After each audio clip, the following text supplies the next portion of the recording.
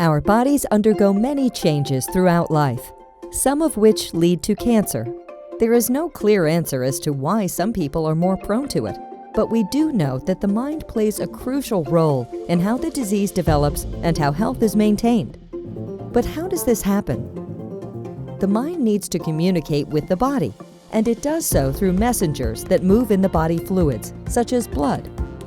While we are able to communicate with each other by speaking or sending emails, cells use messengers like extracellular vesicles. These vesicles are released by the brain and travel through the body to specific cells. We know that meditation practices can reduce disease-related messengers in the body, but could we control our minds to cure cancer, prevent its progression, or improve recovery just by meditating? Scientists do not yet know the answer, but the MindGAP project is now trying to understand the mind's contribution to cancer recovery.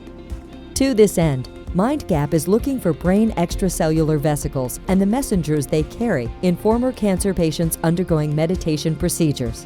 We also aim to develop a low-cost device that can quickly detect the vesicles and their messages in the blood.